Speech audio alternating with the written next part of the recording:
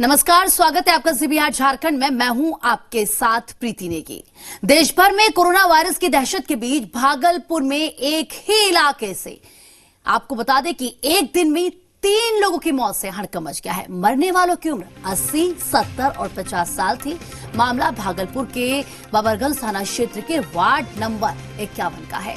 एक ही दिन में 3 मौत की सूचना मिलने पर स्वास्थ्य महकमा में हड़कंप मच गया है। मामले की जांच के लिए स्वास्थ्य विभाग की टीम मौके पर पहुंची। हालांकि स्वास्थ्य विभाग ने इस बात से इंकार किया है इनमें से किसी भी मौत कोरोना वायरस से हुई है। विभाग के मुताबिक तीनों किसी न किसी बीमारी से जूझ रहे थे। तो इस वक्त की बड़ी खबर हम आपको बता रहे हैं। ये 50 मीटर के दूरी में तीनों की मौत हुई है और हम लोगों को डर का माहौल बना हुआ है, कहीं कोरोना वायरस के कारण तो मौत नहीं हुई है। इस कारण से जो है स्वास्थ्य व्यवस्था को इस बारे में जांच करनी चाहिए थी कि क्या कारण था, किस विषय में मौत हुई है, नहीं हुई है। इस बारे में हमें पूरे समाज को संतुष्ट करना चाहिए, ये सरकार का जिम्मेदारी है। और बिहार में कोरोना का आंकड़ा तेजी से बढ़ रहा है। बिहार में आज कोरोना के 13 नए मामले सामने आए हैं। इनमें मुंगेर में 7, बक्सर में 4, पटना में 1, जबकि सासाराम में 1 कोरोना संक्रमित शामिल है।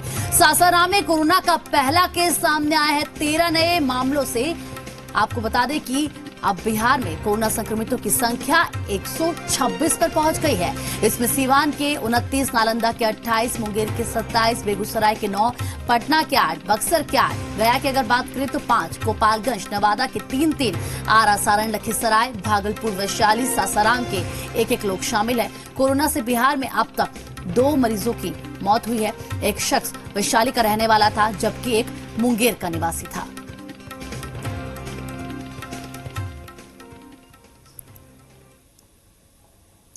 और बिहार में कोरोना से आज एक नया जिला संक्रमित हो गया है। बिहार में आज जो 13 नए मामले सामने आए हैं उसमें रोहतास भी शामिल है। रोहतास में कोरोना का पहला मामले सामने आया है। रोहतास की सासाराम में 60 साल की एक महिला की रिपोर्ट कोरोना पॉजिटिव आई है। डिहरी के नारायण मेडिकल अस्पताल में इस महिला का सैंपल लिया गया था। महिला इससे पहले सासाराम के एक निजी क्लिनिक में भर्ती थी।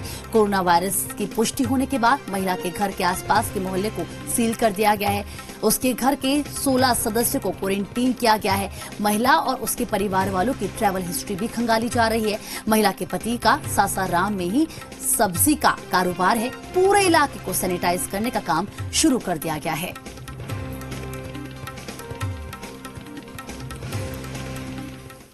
कोरोना का एक केस पता चला है और उसके पूरी ट्रैवल हिस्ट्री और ये सारी चीज़ें जानकारी हम लोग इकट्ठा कर रहे हैं, वेट कर रहे हैं। सारा मेडिकल टीम, सैनिटेशन टीम पूरा सब कुछ सब लोग आ गया है यहाँ पे। लोकेशंस पे देख के आइडेंटिफाई करके गया है और उसकी पूरी हिस्ट्री को पता करने की कोशिश की जा रही है और तो पूरे एरिया को कंटेनमेंट जोन घोषित किया गया है। तो उसको आइडेंटिफाई करके हम लोग कहाँ कहाँ मेडिकल टीम और सब पुलिस व्यवस्था और सब चीज़ें का इस्तेमाल करना है, तो सारी चीज़ तैयारियाँ कर रहे हैं हम लोग। और देश में कोरोना संक्रमण तेजी से बढ़ रहा है। देश में फिलहाल 18,985 कोरोना केस हैं, जिसमें 3,260 लोग इससे ठीक हो चुके हैं, जबकि 603 लोग की अभी तक जान जा चुकी है। बिहार में भी कोरोना के मामले लगातार बढ़ रहे हैं, जिससे लोगों की चिंता बढ़ गई है। 13 नए मरीजों के सामने आने के बाद बिहार में यह आंकड़ा 126 पहुंच गया है।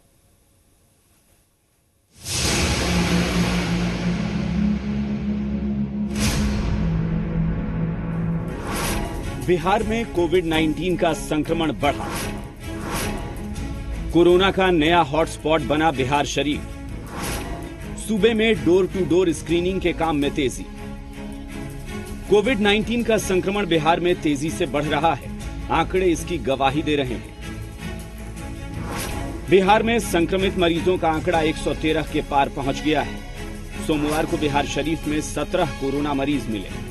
बिहार शरीफ में कुल कोरोना पॉजिटिव मरीजों की संख्या बढ़कर 28 हो गई है। नालंदा के सभी 17 नए मरीज दुबई से लौटे कोरोना पॉजिटिव मरीज के संपर्क में आने से संक्रमित हुए हैं। बिहार शरीफ कोरोना का नया हॉटस्पॉट बन गया है। वहीं सासाराम में भी कोरोना पॉजिटिव का पहला केस मिला है। 60 साल की महिला इसकी चपेट में आई है। कुछ दिन पहले सिवान के रघुनाथपुर में भी इसी प्रकार की घटना हुई थी। एक गांव और एक टोले में ऐसे ही बड़ी संख्या में लोग मिले थे और फिर बाद में स्वास्थ्य विभाग ने वहां पूरी त्वरित कार्रवाई की और आज स्थिति यह है कि पिछले कई दिनों से अब कोई पॉजिटिव पेशेंट सिवान से और उस क्षेत्र से नहीं आए। तो हम आगे आने वाले दिनों में यहाँ पर भी इसी तरीके से काबू पाएंगे। बिहार में पिछले 2 दिनों के अंदर संक्रमण के मामलों में तेजी आई है। नालंदा में हालात बिगड़ते जा रहे हैं। संक्रमण प्रभावित इलाके को पूरी तरह से सील कर दिया गया है। ड्रोन कैमरे से इलाके में नजर रखी जा रही है। बिहार शरीफ में जो 3 मेन जगह हम लोगों का है जिसे सील किया गया है, एक खासगंज और दूसरा शेखाना और तीसरा शकुनर, तीनों जगह ड्रोन कैमरा से हम लोग निगरानी कर रहे हैं। जिस तरह से बिहार में संक्रमण का दायरा बढ़ा है वो चिंता की बात है। हालात को काबू में करने की कोशिशें जारी हैं। स्वास्थ्य महकमा दिन रात इस कोशिश में जुटा है। ब्यूरो रिपोर्ट, जी मीडिया। और बिहार में कोरोना से हालात बेकाबू ना हो जाए, इस पर सीएम लगातार नजर बनाए हुए हैं। वीडियो कॉन्फ्रेंसिंग के जरिए संबंधित अधिकारियों से जानकारी ले रहे हैं, साथ ही जरूरी निर्देश भी दे रहे हैं। कोरोना आपदा के बीच बिहार में राहत केंद्र चलाया जा रहा है। कुल 196 आपदा केंद्र का संचालन बिहार में हो रहा है। आपको बता दें कि इससे 62,291 लोगों को फायदा मिल रहा है।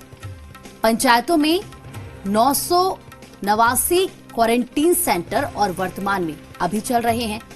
इन सेंटरों में 8,233 लोग दरअसल रह रहे हैं। वहीं एडीजी पुलिस मुख्यालय ने यह बताया है कि लॉकडाउन के दौरान सूबे में अपराध की घटनाओं में कमी आई है।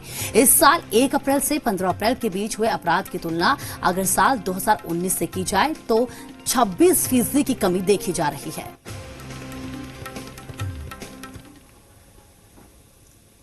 हम लोगों के जो केंद्र चल रहे हैं वो 196 आपदा राहत केंद्र चल रहे हैं और इनमें 62,291 इतने लोग अभी इसका लाभ उठा पा रहे हैं। जो पंचायत स्तरीय क्वारंटाइन सेंटर्स चल रहे हैं उनकी संख्या कम हो रही है। अभी आज की तिथि में 989 हमारे पंचायत स्तरीय क्वारंटाइन कैंप्स जो स्कूल में चल रहे हैं और उनमें 8,233 इतने लोग अभी तक आवासित हैं। लॉकडाउन को कवर करते हुए एक दूरदर्शन के स्टिंगर के साथ पुलिस द्वारा दुर्व्यवहार किया गया, तो इस संबंध में जांच की गई और उसमें जांच के पश्चात जो उसमें संलिप्त थे 2 सिपाही उनको निलंबित किया गया। 1 अप्रैल से 15 अप्रैल तक का आंकड़ा है 2020 का। इसकी तुलना हमने की है अप्रैल 2019 के 15 दिन के आंकड़ों से। तो उसमें जो पाया गया है वो ये कि कुल संज्ञेय अपराध की घटनाओं में 26% की कमी देखी गई है। एक तरफ बिहार के सीएम नीतीश कुमार लॉकडाउन को लेकर काफी गंभीर है, तो दूसरी तरफ उनकी गंभीरता पर उनके ही सांसद और विधायक पलीता लगाने में जुटे हैं। पहले बीजेपी विधायक अनिल सिंह लॉकडाउन में कोटा से अपने बच्चों को लेकर आ गए तो विवाद खड़ा हो गया। वहीं अब जेडीयू सांसद संतोष कुशवाहा दिल्ली से पूर्णिया पहुंच गए, वो भी 4 लोगों के साथ। अब ये भी मामला तूल पकड़ने लगा है। विपक्ष ने सरकार को घेर लिया है तो बीजेपी और जेडीयू को सफाई देते नहीं बन रहा।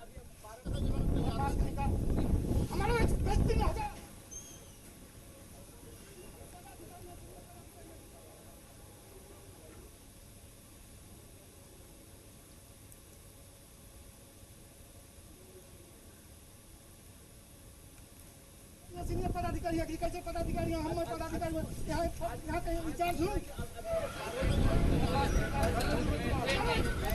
फिलहाल 2 तस्वीरें आपके सामने हैं और ये दोनों तस्वीर दरअसल सिस्टम पर सवाल खड़ा कर रही है। ऐसा हम क्यों कह रहे हैं आपको बताते हैं। आप देख लीजिए, जो पहली तस्वीर आपके सामने है इसमें अधिकारियों के लिए क्या अलग कानून है, ये सवाल इसलिए पूछा गया है क्योंकि अधिकारी से जब पूछा गया, एक आप देखिए यहाँ पर होमगार्ड है, उसके बाद अधिकारी किस तरीके से भड़क गए, इसलिए हम ये कह रहे हैं कि ये सिस्टम उठ रहा है।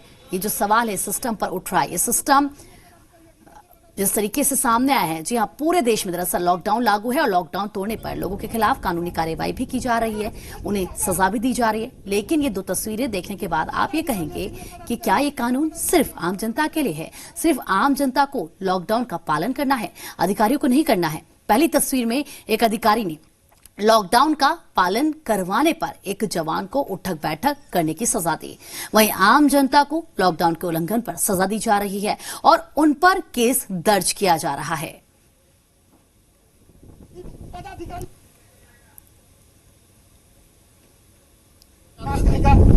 हमारा वेस्टिंग हो गया। बिल्कुल सही पदाधिकारी है, सीनियर पदाधिकारी, एग्रीकल्चर पदाधिकारी, हम पदाधिकारी यहाँ कहीं इंचार्ज हूँ।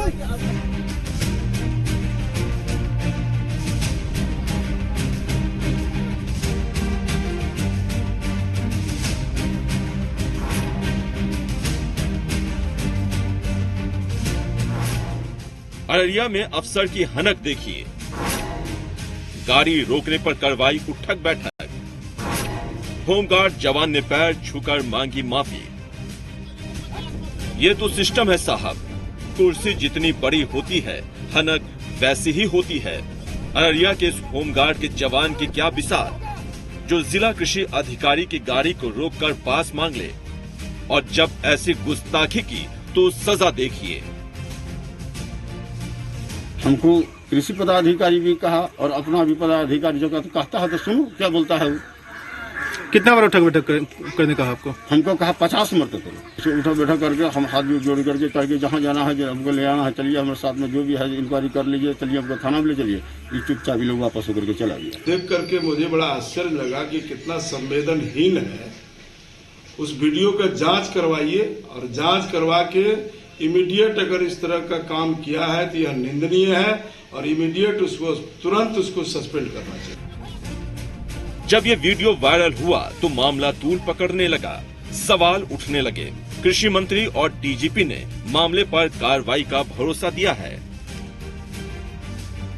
अभी अपने बढ़ी अधिकारी ज्वाइंट डायरेक्टर एग्रीकल्चर पूर्णिया को हम आदेश दे रहे हैं इस मामले की जांच कर और मुख्यालय को अवगत कराएं जा करके कि आखिर जो बातें सामने आ रही है इसके पीछे क्या वजह, क्या कारण है, वैसी परिस्थिति क्यों उत्पन्न हुई जा करके। ये बहुत ही शर्म की बात है। मुझे बहुत ही कहते हुए खराब लग रहा है कि human dignity is human dignity.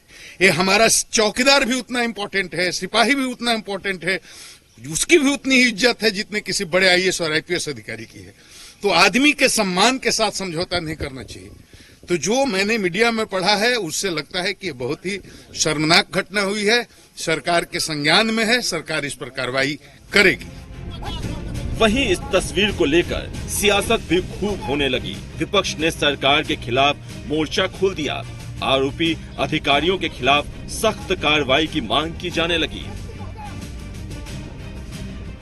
जो सत्ता के गलियारों में अपनी पहुंच रखते हैं, इसी का सनक जिला कृषि पदाधिकारी अररिया ने दिखाया। एक ड्यूटी पर तैनात सिपाही के साथ और सरेआम गुंडागर्दी करके पुलिस वाले के मनोबल को तोड़ने का काम किया है।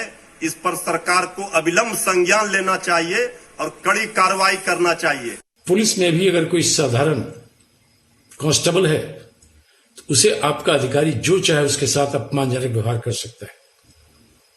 मेरे नजर में जिला कृषि पदाधिकारी अररिया के ऊपर कठोर कार्रवाई होनी चाहिए। दरअसल होमगार्ड के जवान के साथ जो हुआ वो सिस्टम का खेल है। कुर्सी जितनी बड़ी होती है, ताकत उतनी होती है। तो फिर जिला कृषि अधिकारी के सामने एक चौकीदार की क्या बिसात? बिसात तो उनके सामने अररिया के पुलिस कप्तान की होगी ना। पुलिस कप्तान रोकते तो जिला कृषि अधिकारी की गर्मी ऐसी नहीं होती। ब्यूरो रिपोर्ट, जी मीडिया।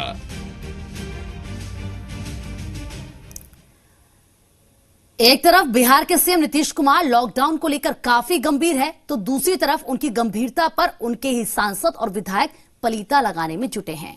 पहले बीजेपी विधायक अनिल सिंह लॉकडाउन में कोटा से अपने बच्चों को लेकर आ गए तो विवाद खड़ा हो गया। वहीं अब जेडीयू सांसद संतोष कुशवाहा दिल्ली से पूर्णिया पहुंच गए, वो भी 4 लोगों के साथ। अब यह भी मामला तूल पकड़ने लगा है। विपक्ष ने सरकार को घेर लिया है तो बीजेपी और जेडीयू को सफाई देते नहीं बन रहा। पहले बीजेपी विधायक ने तोड़ा लॉकडाउन,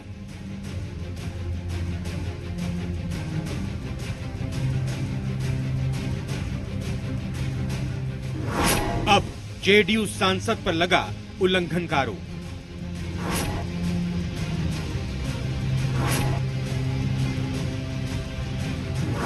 क्या माननीय के लिए कानून तोड़ना मान्य है?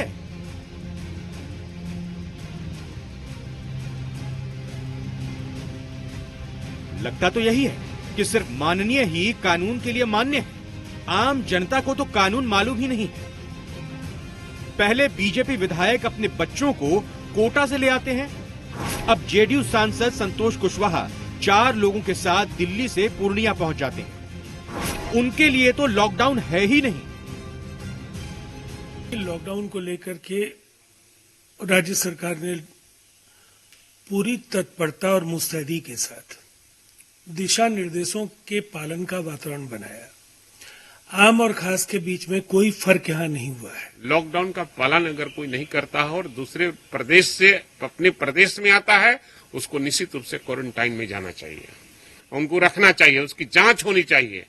अगर सरकार नहीं जांच करती है तो इसका मतलब इनके यहाँ 2 तरह का कानून है। गरीब के लिए कानून अलग है और जो रसूखदार लोग हैं उनके लिए कानून अलग है। जबकि नीतीश कुमार तो लॉकडाउन को लेकर काफी गंभीर हैं, जनता को सीख भी दे रहे हैं, लेकिन अपनी पार्टी के नेता, विधायक, सांसद को यह सीख नहीं दे पा रहे हैं। कोटा में छात्रों को यूं ही छोड़ दिया है, लेकिन उनके विधायक स्पेशल पास पर अपने बच्चों को ले आते हैं। मजदूरों को दिल्ली से लाने में आपत्ति थी, लेकिन सांसद के आने में कोई आपत्ति नहीं। अब क्या कीजिएगा?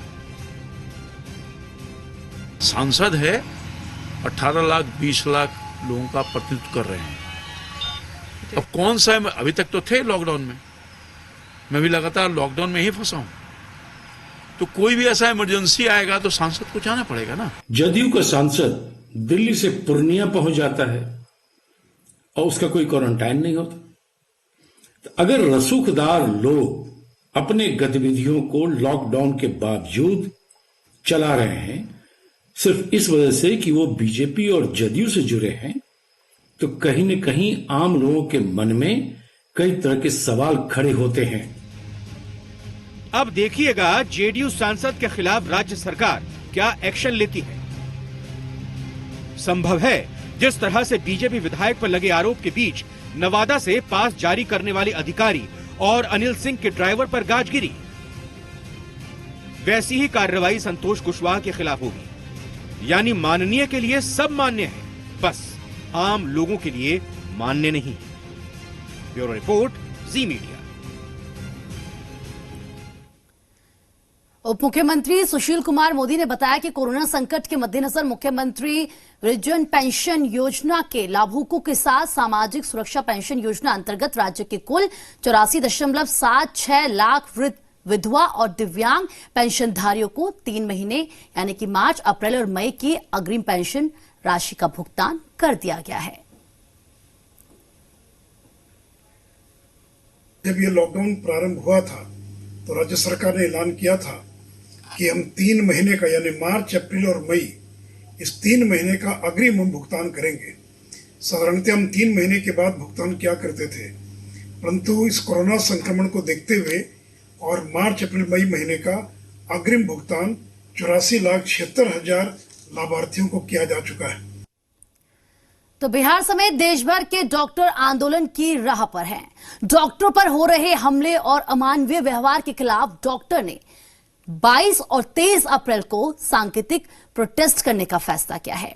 डॉक्टरों के फैसले से जहां सरकारी महकमे में हड़कंप मच गया है, तो वहीं मामले पर सियासत भी शुरू हो गई है। विपक्षी दलों ने सरकार से अविलंब डॉक्टरों की मांग मान लेने की अपील की है। कोरोना संकट की घड़ी में एक और संकट, हमले के विरोध में आंदोलन करेंगे डॉक्टर। ऐलान के बाद सरकारी महकमे में हड़कंप। पूरा देश कोरोना से जंग लड़ रहा है और भरोसा सिर्फ डॉक्टर्स पर है, लेकिन जब डॉक्टर्स से बदसलूकी होने लगे तो फिर क्या हो? जी हां, हाल के दिनों में इस विपदा की घड़ी में डॉक्टर्स पर हमले की घटनाएं बढ़ी हैं, जिसके विरोध में 22 और 23 अप्रैल को डॉक्टर्स सांकेतिक प्रदर्शन करेंगे। 9 बजे हम लोग, हर डॉक्टर जहां भी हो, चाहे वो क्लिनिक में हो, चाहे अपने घर में हो, चाहे वो किसी हॉस्पिटल में काम कर रहा हो, वहां पर एक मोमबत्ती लेके खड़ा हो जाएगा और हम पूरी दुनिया को बताना चाहते हैं कि आप मेरे लिए मोमबत्ती लेकर खड़ा हुए, लेकिन हमारी सुरक्षा नहीं हो रही है। हम उसी को फिर याद कराना चाहते हैं। समाज को ऐसे लोगों के साथ सद्व्यवहार करना चाहिए, उनका मनोबल बढ़ाने का काम करना चाहिए। और कहीं कोई छोटी सी घटना हो जाती है जिसके कारण कई विषय निकल जाते हैं। अब आज चिकित्सकों के मन में कोई प्रश्न आए होंगे तो वो अपनी बातों को उचित फोरम पर कहेंगे। इधर डॉक्टर्स के सांकेतिक आंदोलन पर बड़ा सियासी बवाल भी खड़ा हो गया है। वैसे ही सरकार के हाथ पांव फूल गए हैं। 2 दिनों के सांकेतिक आंदोलन से हालात बिगड़ने की आशंका है। ऐसे में विपक्ष मांग कर रहा है कि राज्य सरकार आंदोलनकारी डॉक्टर से बात करके मसले का हल निकाले। पहले तो मैं विनम्र आग्रह करूंगा कि आंदोलन पर न जाएं। आप तरीके से उनको एक टास्क दीजिए और वो पूरा करें। इसलिए डॉक्टर के साथ जो अन्याय हो रहा है वो सरकार देखे और अन्याय नहीं होने दे। डॉक्टर लोग मरीजों की सेवा में लगे हुए हैं और सफलता भी प्राप्त कर रहे हैं। मैं समझता हूं कि आज की इस स्थिति में उनको स्ट्राइक में जाने से पहले ही सरकार को संज्ञान लेके उसको रोकना चाहिए। डॉक्टर्स की मांग पर फिलहाल सरकार कुछ भी खुलकर बोलने को तैयार नहीं, लेकिन डॉक्टर भी अपनी मांगों पर पीछे हटने को तैयार नहीं है। ऐसे में कोरोना संकट के समय डॉक्टर अगर आंदोलन पर चले जाते हैं तो स्थिति भयावह हो सकती है। आशुतोष चंद्रा, जी मीडिया, पटना। कोरोना के संकट की घड़ी में सबसे अहम भूमिका पुलिसकर्मियों की है। पुलिसकर्मी इस संकट काल में अहम भूमिका निभा रहे हैं, लिहाजा जगह जगह लोग पुलिसकर्मियों का स्वागत और सम्मान कर रहे हैं। दिल्ली में बीजेपी सांसद रामकृपाल यादव ने बिहार के रहने वाले सब इंस्पेक्टर रणधीर को सम्मानित किया। रणधीर दिल्ली पुलिस में कार्यरत है। कोरोना की लड़ाई में हम सब एकजुट है, लेकिन कोरोना वॉरियर्स का खास योगदान है। इस वक्त हम रामकृपाल यादव जो पाटलिपुत्रा से सांसद है उनके आवास पे दिल्ली में है, और यहाँ पे ये देखिए कि ये दिल्ली पुलिस में कार्यरत है रणधीर जी, और ये बेगूसराय से हैं। सर, आपने इनको सम्मानित किया है, इस युद्ध में ये खास भूमिका निभा रहे हैं। मैं रणधीर जी जो सब इंस्पेक्टर हैं दिल्ली पुलिस में सब इंस्पेक्टर हैं। रणधीर जी पिछले 13 साल से कार्यरत हैं यहाँ। आज मैंने इनको सम्मान किया है पाटलिपुत्रा जनता की तरफ से, अपनी तरफ से। रणधीर जी, मैं एक तो चाहूंगी कि आप अपने क्षेत्रीय भाषा में अपने क्षेत्र के लोगों से भी अपील करें कि वो कोरोना के इस संकट घड़ी में अपने आप की सुरक्षा करें, अपने आसपास के लोगों की सुरक्षा करें। सबसे पहले माननीय रामकृपाल बाबू को आदरणीय करता हूँ जिन्होंने मुझे इस लेवल को समझा मुझे, और मैं अपने समाज और गांव में सबको अपने तरफ से सबको बताते रहता हूँ कि भैया अपने कोरोना से बचना है और सोशल डिस्टेंस रखना है जी। किसी भी आदमी से कम 1 मीटर डिस्टेंस रखना है। कोई भी बात करना है मास्क लगाना है, किसी प्रकार का कोई भी लापरवाही नहीं करना है। और अब 2 मिनट में प्रदेश की खबरें।